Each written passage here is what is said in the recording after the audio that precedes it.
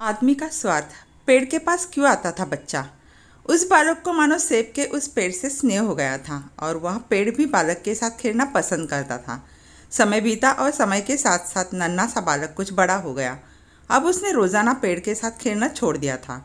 काफ़ी दिनों बाद वह लड़का पेड़ के पास आया तो बेहद दुखी था। आओ मेरे साथ खेलो, पेड़ ने लड़के से कहा।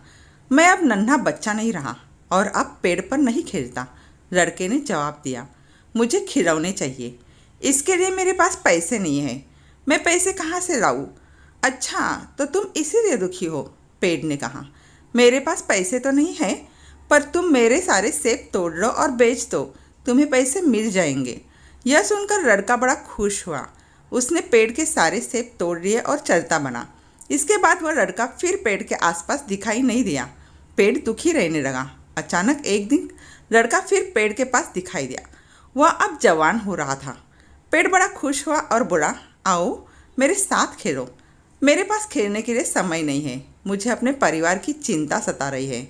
मुझे अपने परिवार के लिए सिर छिपाने की जगह चाहिए, मुझे एक घर चाहिए। क्या तुम मेरी मदद कर सकते हो? युवक ने पेड़ से कहा। माफ़ करना मेरे बच्चे, मेरे पास तुम्हें देने के लिए कोई घर तो नहीं है, पर हाँ, अगर तुम चाहो तो मेरी शाखाओं को काट कर अपना घर बना सकते हो।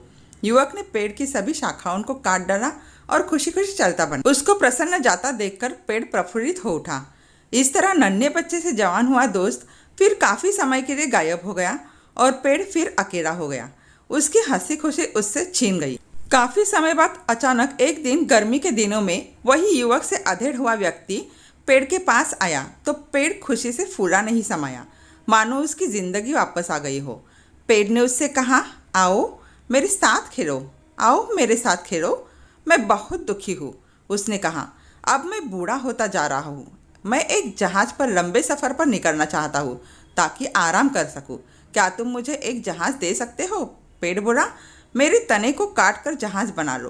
तुम इस जहाज़ से खूब लंबा सफ़र करना और बस अब खुश हो जाओ।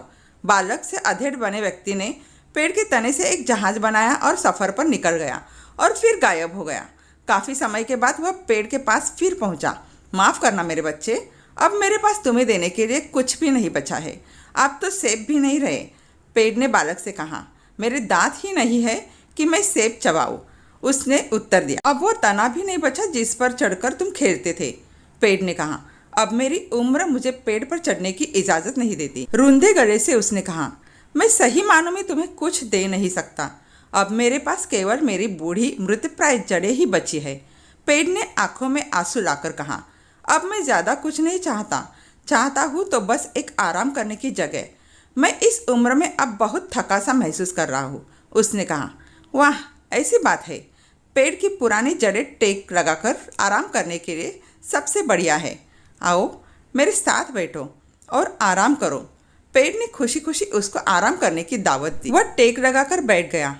ये सेब के पेड़ हमारे अभिभावक मतलब संरक्षक की तरह है।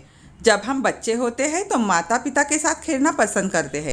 जब हम पल बढ़कर बड़े होते हैं तो अपने माता पिता को छोड़कर चले जाते हैं और उनके पास गाहे बगाहे मतलब कभी कभी अपनी ज़रूरत से ही जाते हैं। जब कोई ऐसी ज़रूरत आन पड़ती है जिसे खुद पूरा करने में असमर्थ होते हैं, इसके बावजूद हमारे अभिभावक ऐसे मौक़ों पर हमारी सब ज़रूरतें पूरी कर हमें खुश देखना चाहते हैं।